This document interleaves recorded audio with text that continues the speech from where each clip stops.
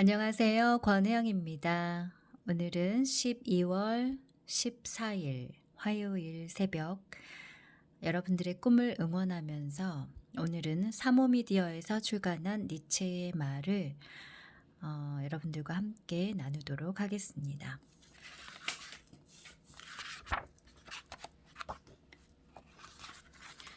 제가 어제 여러분들과 나누었던 그 이후의 내용을 함께 나눌 텐데요. 늘 기분 좋게 살아가는 요령. 마음이 불쾌해지는 가장 큰 이유 중 하나는 자신이 이룬 것, 자신이 창조한 것이 사람들에게 별다른 도움이 되지 않는다고 느끼기 때문이다. 늘 기분 좋은 인생을 살아가기 위한 요령은 타인을 돕거나 누군가의 힘이 주는 것이라 할 수 있다. 그것으로 존재의 의미를 실감하고 순수한 기쁨을 누리게 된다.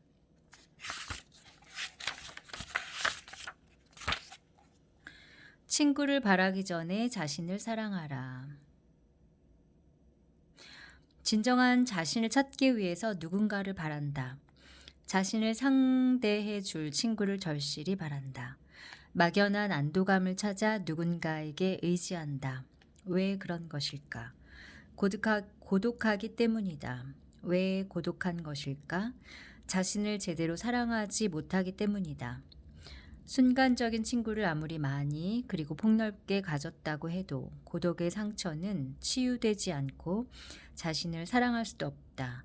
그것은 단지 눈 가리고 아웅하는 꼴에 지나지 않는다.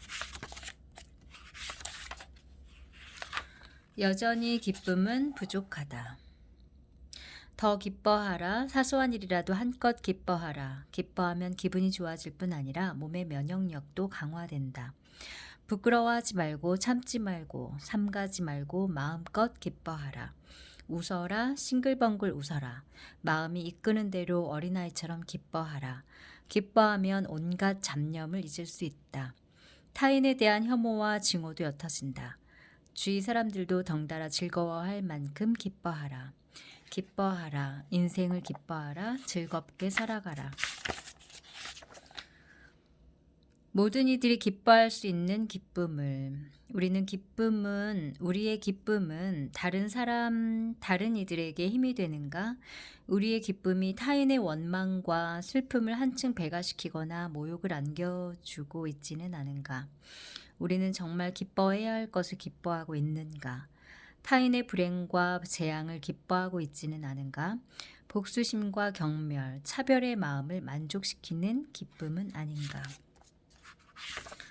즐겁게 배워라. 다 자란 어린일지라도 배움의 즐거움을 통하여 그 무언가의 달인이 될 수 있다. 남을 기쁘게 하면 자신도 기쁘다. 누군가에게 기쁨을 선사하는 행위는 자신까지도 기쁨으로 충만케 만든다.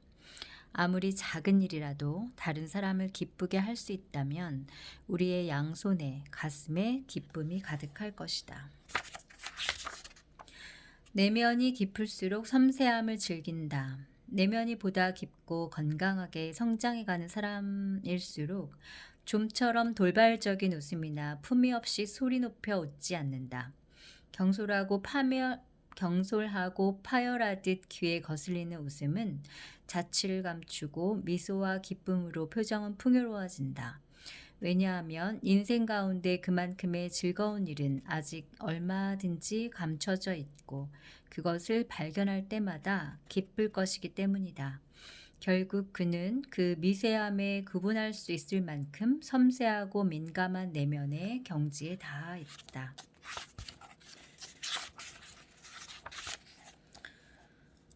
높아지기 위해 버려라. 우리가 무엇인가를 시작할 기회는 늘 지금 이 순간밖에 없다. 불필요한 것들을 벗어나 말끔히 털어버리지 않으면 안 된다. 당신이 열심히 행동하는 동안 불필요한 것은 저절로 멀어지기 때문이다. 지금 이 인생을 다시 한번 완전히 똑같이 살아도 좋다는 마음으로 살아라. 안이한 인생을 보내고 싶다면 인생을 쉽게 그리고 안락하게 보내고 싶은가? 그렇다면 무리짓지 않고서는 한시도 견디지 못하는 사람들 속에 섞여 있으면 된다. 언제나 군중과 함께 있으면서 끝내 자신이라는 존재를 잊고 살아가면 된다. 허물을 벗고 살아가라. 늘 새롭게 살아가기 위해 우리는 사고의 신진대사를 하지 않으면 안 된다. 사고의 신진대사를 하지 않으면 안 된다. 사고의 신진대사를 하지 않으면 안 된다. 언젠가는 죽기에 죽는 것은 이미 정해진 일이기에 명랑하게 살아라. 언젠가는 끝날 것이기에 온 힘을 다해 맞서자. 시간은 한정되어 있기에 기회는 늘 지금이다. 울부짖는 일 따윈 오페라 가수에게나 맡겨라.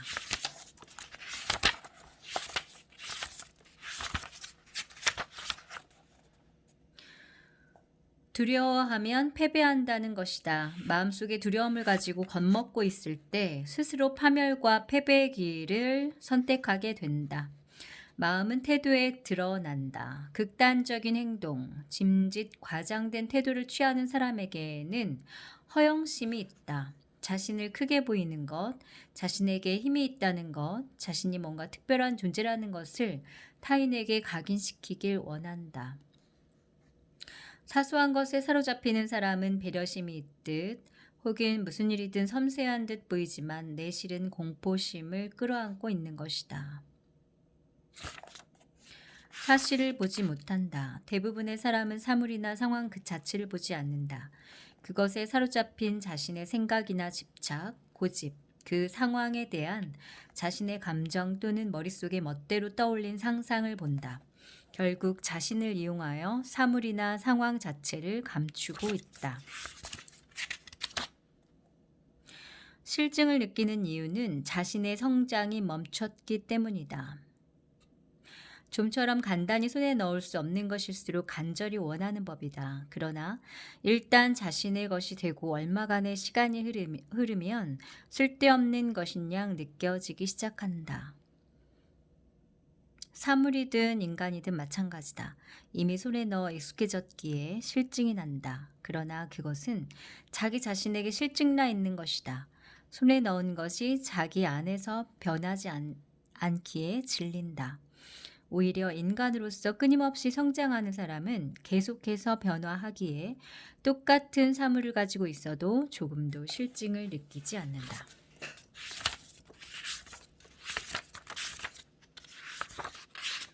친구와 이야기하라. 누군가를 친구로 삼는다는 것은 자신이 그 친구 안에 존경할 만한 그 무엇, 인간으로서 어떤 동경을 품고 있음을 뜻한다. 그렇게 친구를 사귀고 이야기를 나누고 서로를 존경하는 것은 높은 곳을 향함에 있어 반드시 필요한 일이다.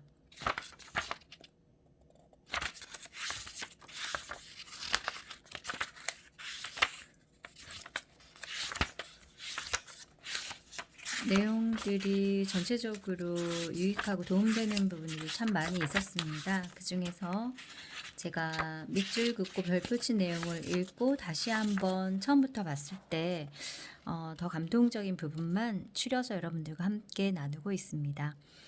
어디서 쾌락을 찾을 것인가? 비행을 저지르고 방탕한 삶을 사는 자는 쾌락에 물들어 탄생하는 것이 아니다. 오히려 그 자신에게 쾌락이 없기에 쾌락을 추구한다. 그러나 만족할 만한 쾌락은 항상 손에 넣을 수 있는 것이 아니다. 방탕하가 갈망하는 지독한 쾌락을 맛본다 할지라도 그것에는 조금도 만족을 느끼지 않는다. 빌린 것은 크게 돌려줘라. 빚진 것을 돌려줄 때에는 과거에 자신이 받았던 것보다 더 충분히, 더 넉넉히 돌려주어라. 더해진 부분은 도움을 주었던 상대에게 이자로 돌아가 그를 기쁘게 할 것이다. 과거 도움을 청했을 당시의 초라함과 작은 굴욕감을 넉넉한 양으로 되사게 된다. 속은 사람의 슬픔. 더 이상 당신을 믿을 수 없게 되었다는 사실에 깊은 슬픔을 느끼는 것이다. 당신이 누군가를 속인다면 그는 무척 슬퍼할 것이다.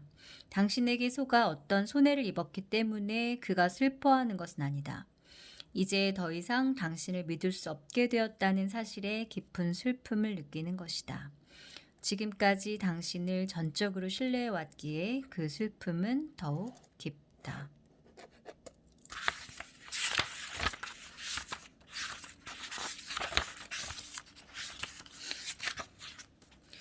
인생을 살아갈 때의 난간.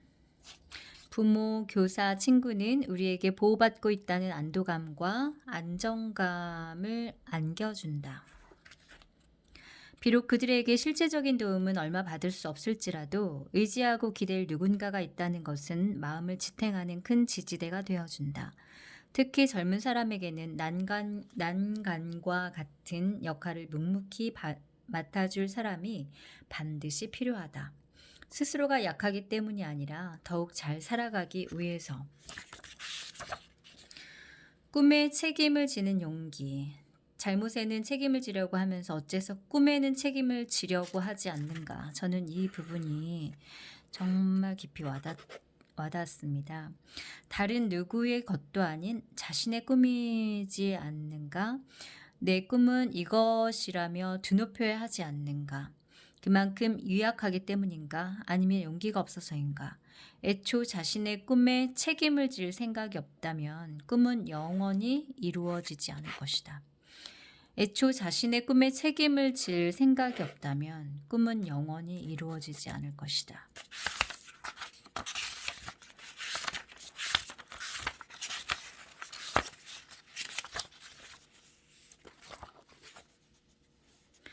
사람을 볼 때는 그 사람의 고귀함을 보도록 하라. 그 사람의 비열한 면이나 표면상 드러나는 것만 본다면 그렇게 보는 이 스스로가 매우 좋지 않은 상태에 있다는 증거다. 사람의 고귀함을 보려고 하지 않는 사람과는 관계하지 마라. 자신 또한 그와 똑같은 저급한 인간이 되어버리기 때문이다. 감사를 진심으로 거절하면 상대는 모욕을 받는다고 느낀다.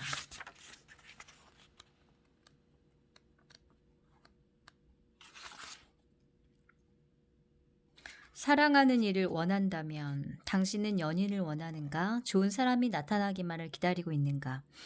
자신을 깊이 사랑해줄 사람을 원하고 있는가? 이것은 실로 잘난 척의 최절정이라고 말할 수 있다. 당신은 당신이 원하는 만큼 많은 이들로부터 사랑받기 위하여 좋은 인간이 되도록 노력하고 있는지 반문해 보라. 자신을 사랑해주는 것은 단 한 사람이면 된다고 말하고 싶은가? 그러나 그 한 사람은 많은 사람들 가운데 있다. 그럼에도 불구하고 많은 이로부터 사랑받기 위해 노력하지 않는 당신을 어느 누가 사랑할 것인가? 이제 알겠는가? 당신은 처음부터 당치도 않는 주문을 하고 있다는 사실을.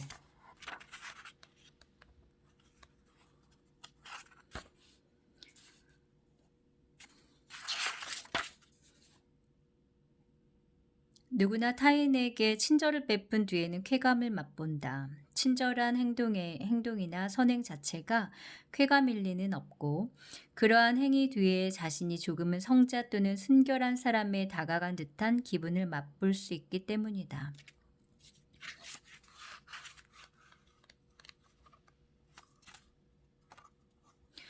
배우고 지식을 쌓고 지식을 다시 교양과 지혜로 넓혀가는 사람은 지루함을 느끼지 않는다. 모든 것이 이전보다 한층 더 흥미로워지기 때문이다. 결국 그의 나날은 수수께끼 풀이와 진배 없는 지식 획득의 재미로 채색되고 의미 있는 충만함으로 채워진다. 매일이 발견과 탐색으로 가득하기에 지루할 틈이 없다. 저는 이 부분 배울 의지가 있는 사람은 지루함을 느끼지 않는다. 네. 무척 마음에 드는 부분이었습니다. 뒷정리를 잊지 마라. 건축가의 도덕이란 집을 짓고 난 뒤에 터전을 깔끔히 치우는 것이고 원예가의 도덕은 나뭇가지를 자른 뒤 떨어진 가지와 잎을 청소하는 것이다. 이와 마찬가지로 우리도 무언가를 이루었다면 뒷정리를 확실히 해야 한다. 그렇게 해야 착수한 일이 끝나고 비로소 완성을 거둔다.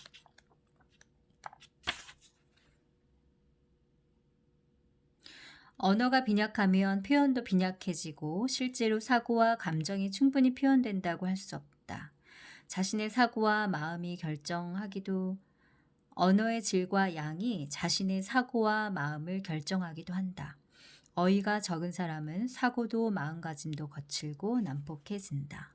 그렇기 때문에 훌륭한 사람들과의 대화나 독서, 공부에 의해 언어의 질과 양을 증가시키는 것은 자연히 자신의 사고와 마음을 풍요롭게 만든다. 현명함은 얼굴과 몸에 묻어난다. 건강한 사람이 활기차게 걷듯이 슬픔과 시리를 간직한 사람은 터덜터덜 걷듯이 어떤 정신을 가지는가에 의해 인간의 행동 또한 달라진다. 표정뿐 아니라 겉모습에도 현명함이 묻어난다.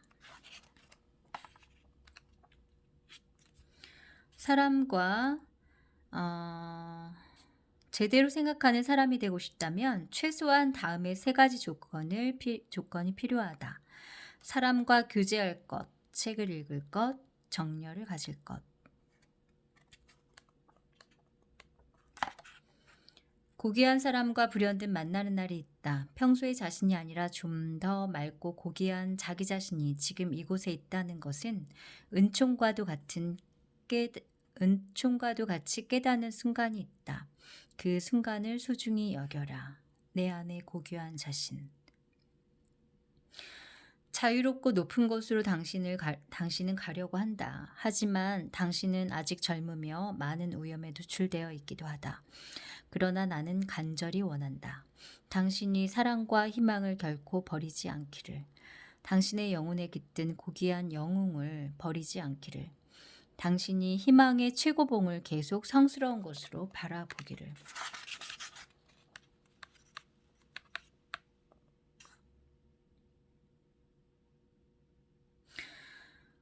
오직 자신만이 증인인 시련. 자신에게 시련을 주어라. 아무도 모르는 오직 증인이라고는 자신뿐인 시련을. 이를테면 그 누구의 눈에도 띄지 않는 곳에서 정직하게 산다. 혼자 있는 경우라도 예의 바르게 행동한다. 자기 자신에게조차 티끌만큼의 거짓말도 하지 않는다. 그 수많은 시련을 이겨냈을 때, 스스로를 다시 평가하고 자신이 고상한 존재라는 사실을 깨달았을 때 비로소 사람은 진정한 자존심을 가질 수 있다. 이것은 강력한 자신감을 선언한다. 그것이 자신에 대한 보상이다. 네. 한국, 일본 인문학 분야 일본 역대 최다 100만 부 돌파한 인생을 최고로 여행하라. 네, 여러분들과 함께 나눈 니체의 말, 사모미디어에서 출간한 책을 함께 나누었습니다. 날씨가 많이 추워졌는데요. 네, 어려운 환경 속에서 생활하시는 분들, 특히 걱정이 많이 되는 요즘입니다. 여러분들 꿈을 포기하지 마시고 힘드셔도 늘 강한 의지로 이겨내시고 꿈을 향해서 한 발 한 발 나아가시는 그런 건설적이고 멋진 하루 되시기를 바랍니다. 네, 감사합니다. 안녕히 계세요.